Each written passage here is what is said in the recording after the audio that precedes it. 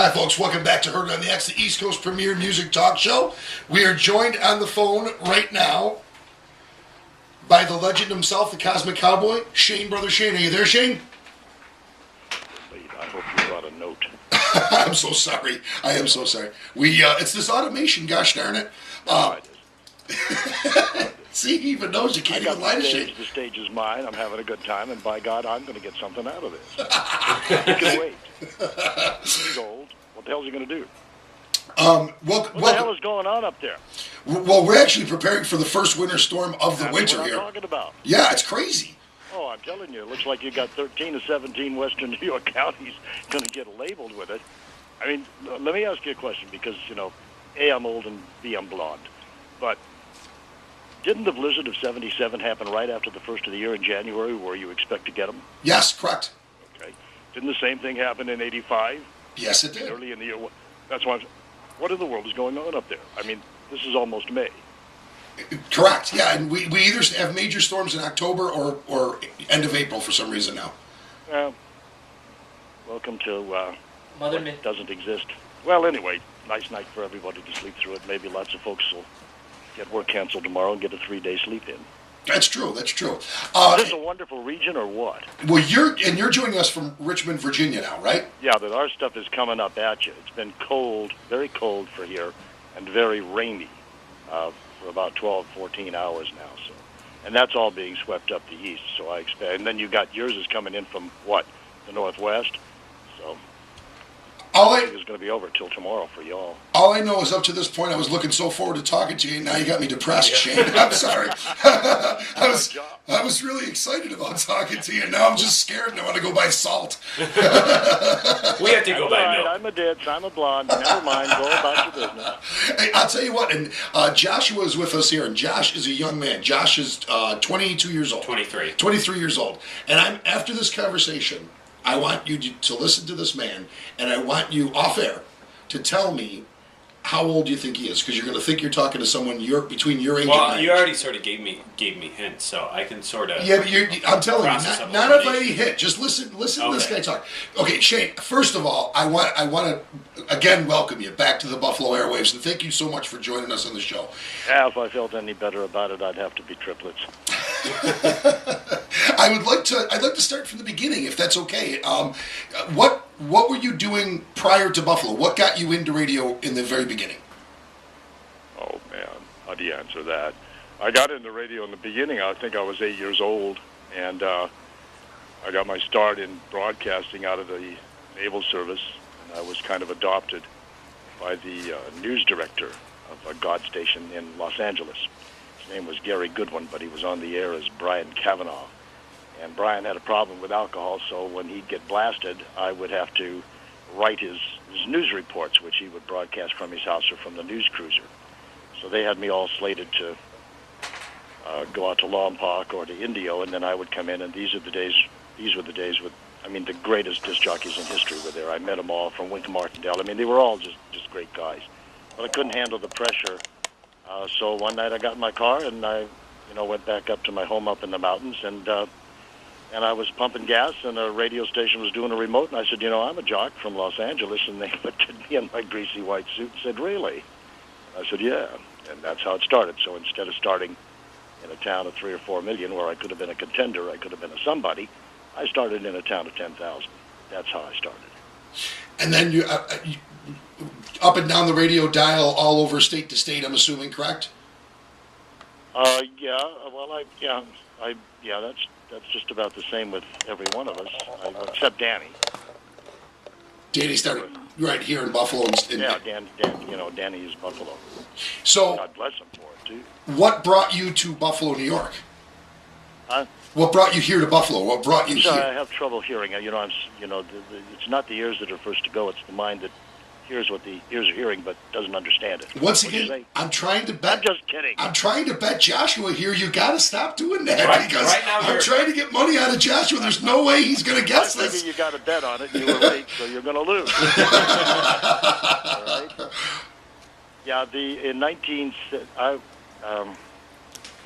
All right. Good Christian knows his place, is not afraid to take it. See, anytime anybody asks me a question, I'm brutally honest guy. I just am. I just am. So when I say things, sometimes people think I'm bragging, and it gives them the wrong idea about me. So I'll skip the preliminaries. I was #1 in the country for small markets, then blah, blah, blah, and I programmed this station, did a 50,000 water in here, and I went to Salt Lake City, and blah, blah. And then in 1970, I went to a radio station, WLEE, in Richmond, Virginia. And in 72, I won the second in the country, which the Billboard Magazine Award is Personality of the Year. And I won that for medium markets here in Central Virginia, in Richmond. And I'd been trying to, since 1965, when I first asked Jefferson Kay, a hero of mine, and he told me, oh, you got a lot of talent, but you better polish it up a little bit, and then we'll talk. So when I won my second award, this time for medium markets, Jeff called up, and we talked, and then he called back because I was under contract. And he said, listen, he said, I've lost Armstrong. And I laughed. I said, you're kidding me.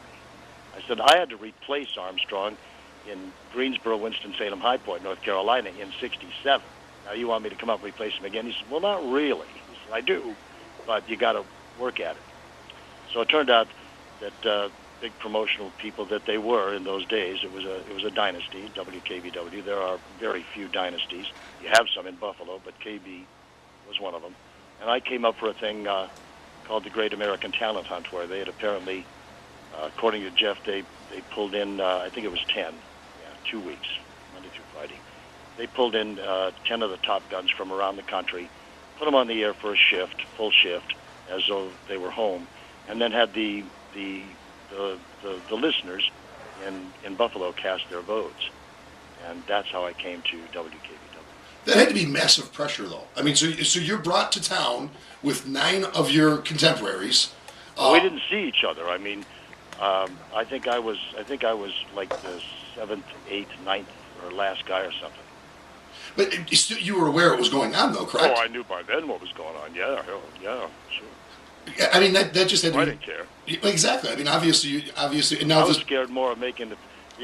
Listen, competition never scared me. I was in the ring when I was 13, so competition never scared me.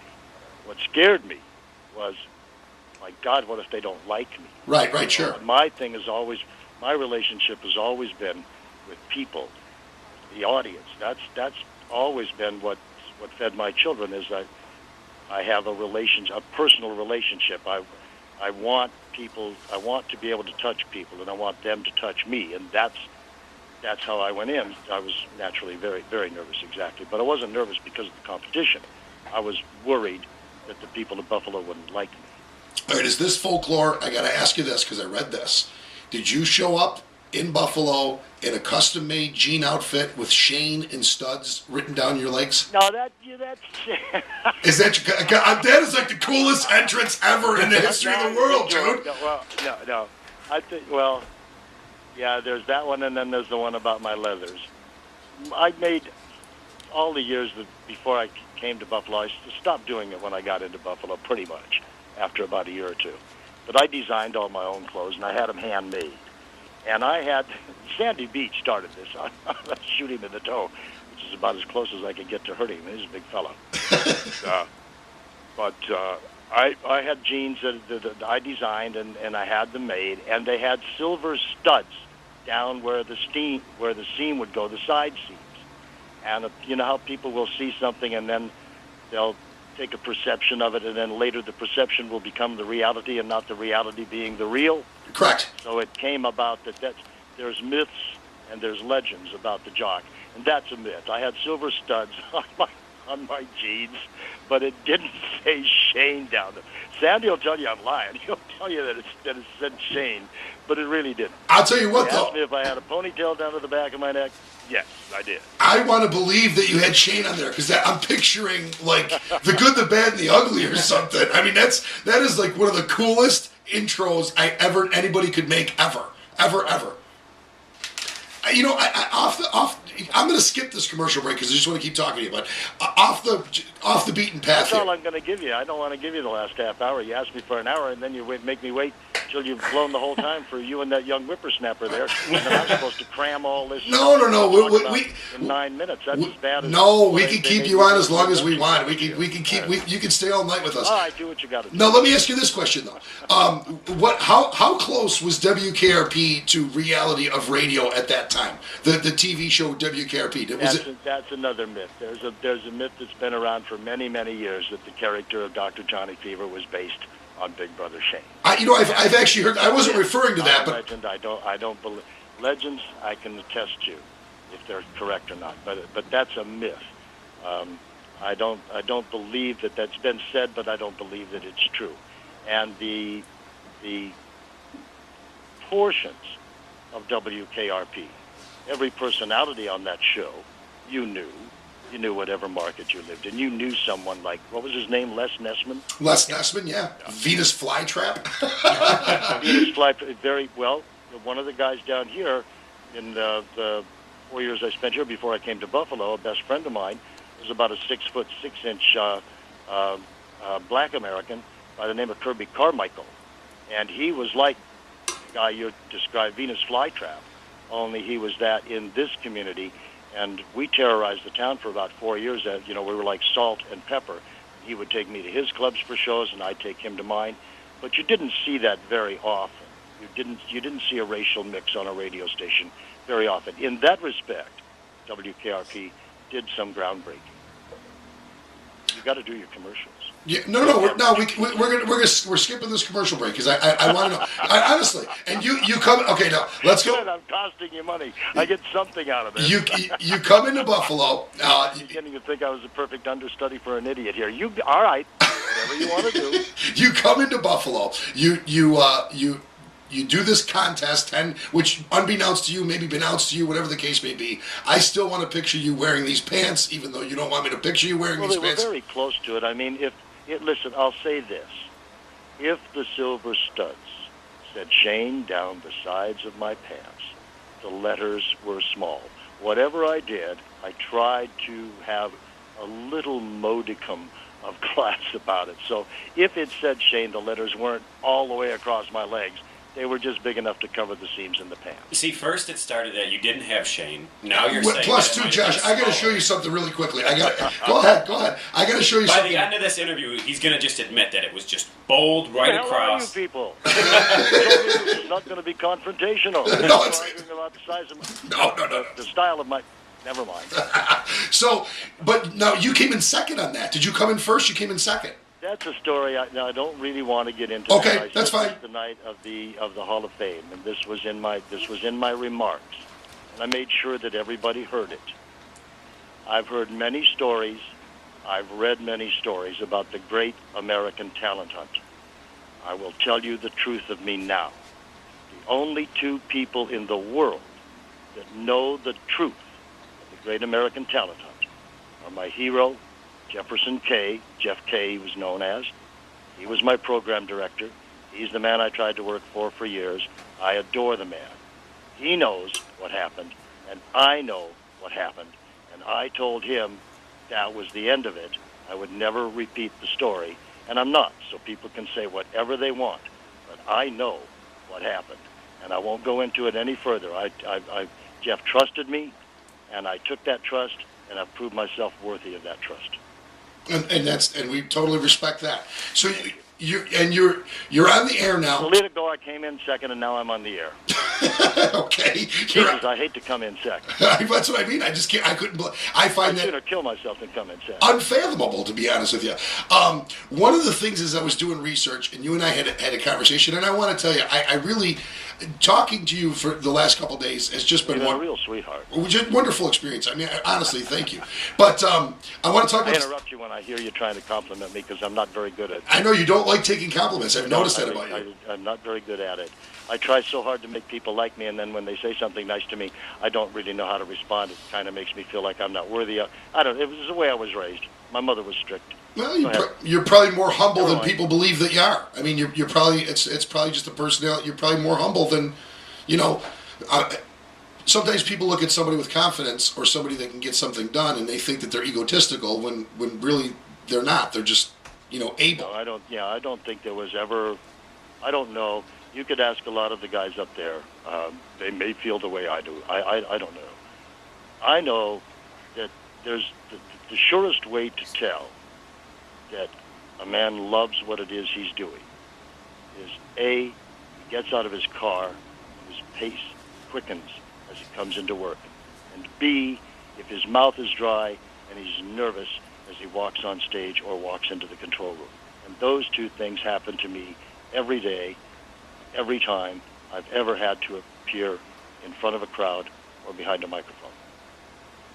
It's that drive to touch people and to hope that you touch them in a way that makes them want to touch you. And a passion. I mean, you can still, you can hear it in you, Shane. People are my passion. They always have been. They always will be. I mean, that's just the way, because of what happened to me when I was a child, and I've already gone through that at the inductions last year. So that'd just make me cry, and I don't want to tear up on the radio. All right, if you don't want to tear up, I want you to tell me about this, because Buffalo is so different now than it was when in the late '60s, early '70s. Even the fact that Buffalo was a desired radio market is unusual for the residents now.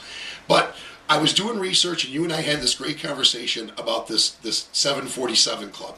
And you just have to fill me in on this. This is such an incredible story that you were a part of. I just have to hear this story. You want me to talk about a bar? yeah, but from the sounds of it, this is not a normal bar. Certainly not by. It isn't a place where somebody bought it. No, I was raised in bars, nightclubs, country clubs, my entire life, and Club 747 is the greatest nightclub I've ever seen in my entire life. And yes, I'm very close to it. I'm very proud of it. I started working with Jimmy Cosentino probably 6 weeks after I came to Buffalo. We became friends. I found out. I don't want to waste time trying to figure out all this stuff, but Jimmy had a dream. So against his dad, he decided to do it because he found these 3 747 jumbo jets, interiors, the whole fuselage of the plane. And he had this vision. So he bought 3 of them, and we tore down the entire Buffalo side of the old Executive, probably 150 yards, made a hallway out of it, and I was there with Pat Cosentino Sr. and Pat and Jimmy while the thing was building. While we built it, it was the dirt. I remember the dirt, the cement, everything. We built it to scale. It was just like a 747 interior. And my job, because I was going to open it up, was I designed, and I'm sure people, there had to be 200,000-300,000 or more people pass through there, but that semicircular cockpit, that plexiglass cockpit that you saw, and the big the picture in the back, which I think cost almost $2,000, that was the actual cockpit photo of the cockpit controls in the back.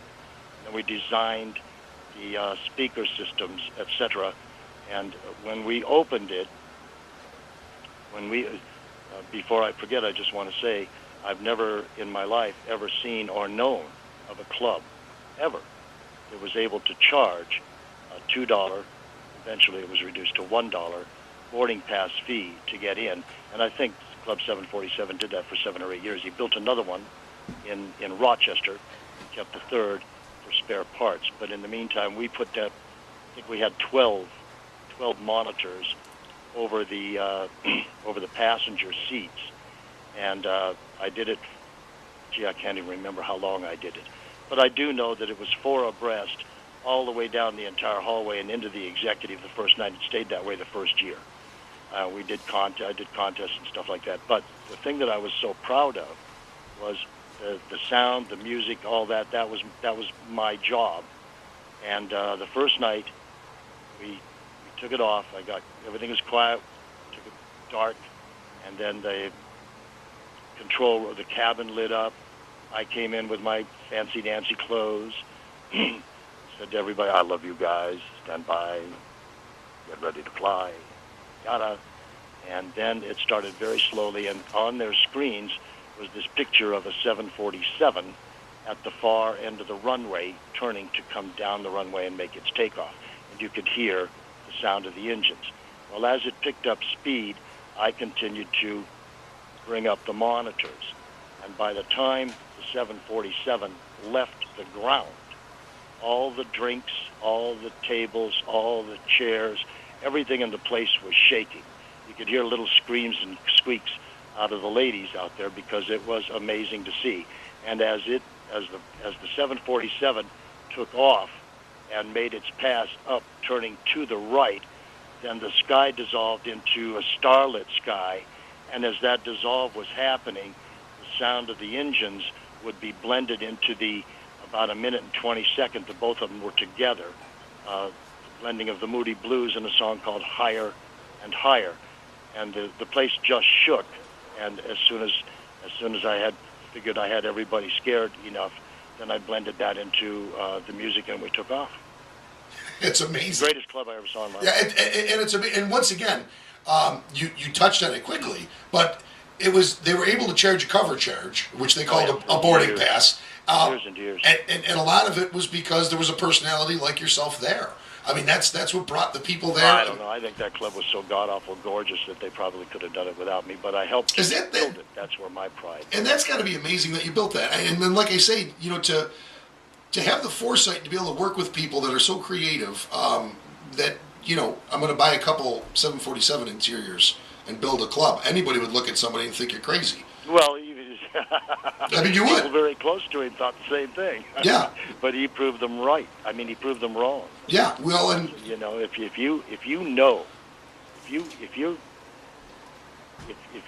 if what's inside you says, I would like this, and the people that I am familiar with, I know would like this, therefore other people would like this, and it takes guts to go forward and do it. For God's sakes, have the guts.